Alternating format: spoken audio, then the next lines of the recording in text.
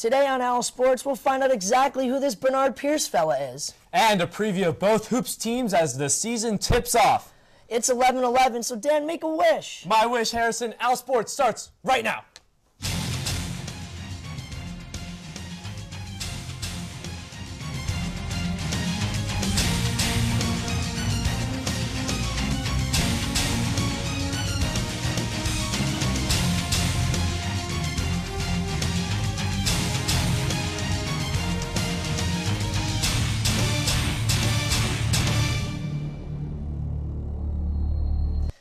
Happy Veterans Day and welcome to another edition of Owl Sports Update. I'm Harrison Bob and sitting next to Dan McKinney. Over the next 30 minutes, we'll sit down with two different hoops head coaches. And the field hockey team surprises at the Atlantic 10 Conference Tourney. But first, the football team has become worth watching again for the first time in about a decade. A trap game or a letdown game, it used to be the way other teams would look at Temple football. But last Thursday, the Owls were looking at a trap game with Miami of Ohio in town. The struggling Redhawks had just one win on the season compared with Temple's 6-game win streak, and of course its undefeated conference record. The Owls were coming out strong out of the gate in this one, and Bernard Pierce would take this in for the score, his first touchdown on the night. And on the ensuing possession, Miami freshman Zach Dreiser throws this one for the first down. But the Owls and Bernard Pierce would take it to the house again. That was his second of the night. Hold on, tack on another one for Bernard Pierce. 3 touchdowns on the night. What a night for him. But the Redhawks would retaliate here with a 28-yard screen pass. Take that one in for the score. Dreiser had 426 yards on the night. The Hawks would own the air game as Dreiser connects here for another 14-yard touchdown pass. And those Redhawks, well, they weren't done yet, as they scored again, giving the team their first lead of the night. But the Owls would fight back. Bernard Pierce here on the run, setting up an 18-yard field goal with 3 seconds left, and freshman Brandon McManus splits the uprights, giving the Owls the win. That's 7 straight for Temple, and Pierce 178 yards, 3 touchdowns. What a night. I expected to do good, but I didn't think I was going to do as good. But then again, I didn't know I was going to have a good line like I did, so that always helps. Having a 300-pound line straight across the head of you, that helps out a lot. How do you feel about defenses starting to plan around you as a freshman? I don't like it. Makes my job harder.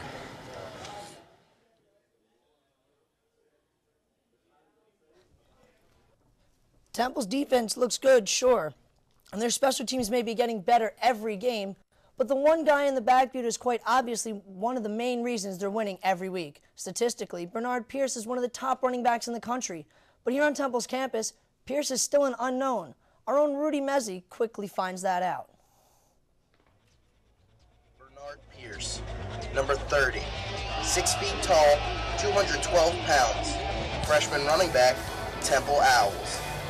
Pierce has compiled 1,211 yards and 14 touchdowns for the first 10 weeks of play, making him one of the top 3 rushers in the nation. But who's the man behind the face mask? Do you know who this is? Looks like Bill Cosby. What if I show you this picture of him? Badass Bill Cosby. I think that's Michael Vick. Not at all. Don Knotts?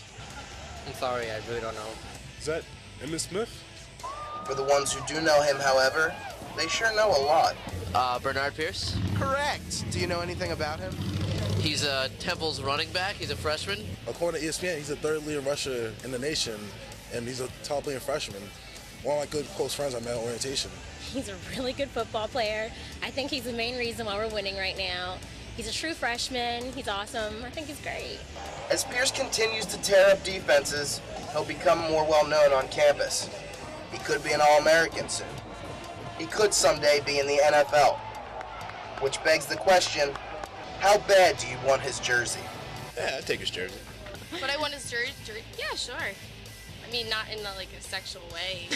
If he's the one bringing spirit back to football for Temple University, then I wear his jersey. Here at the Temple bookstore, if you were to thumb through the jerseys, you wouldn't find number 30. But don't worry, Bernard Pierce fans, come MAC championship, there will be t-shirts featuring the Big 3-0. But for now, Pierce is the only one sporting the number 30, a number which equals the amount of years it has taken for the Owls to play in another bowl game. So I guess it's appropriate that he's the guy leading the way. I'm Rudy Mezzi, Owl Sports.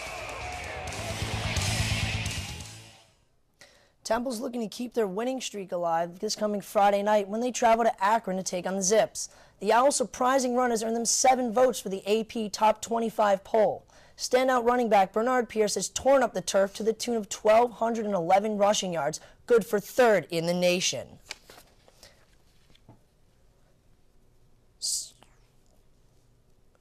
Senior Sharice Young of the Temple field hockey team has been named A10 Student Athlete of the Year for the 2nd consecutive year.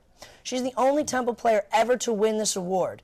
Young finished 2nd in the conference with 10 assists and carries around a 3.97 GPA. Senior Mandy Ruth, sophomore standout Bridget Settles, and freshman Taylor Muser also earned conference awards. On the field hockey team's season is over, 1 win short of a major goal.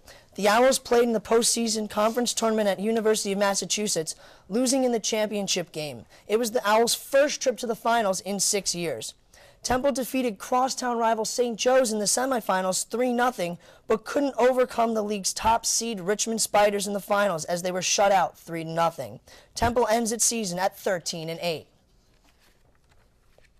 What a great season for the field hockey team. Sunday, though, is typically a day reserved for hanging out on the couch to watch some football.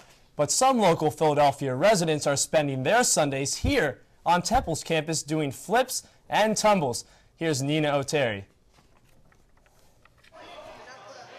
Getting local children off the streets and into the gym for over a decade now, the men's and women's gymnastic teams have been serving their community by opening their doors to the public by hosting a weekly open gym clinic. Providing coaching tips, spotting, and creating strong bonds with many individuals are just a few examples of what these students do to make this a great training atmosphere. This is a fundraising activity for the men and women's gymnastics team. Every week we have 4 male gymnasts and 4 women gymnasts come in and donate their time to coach.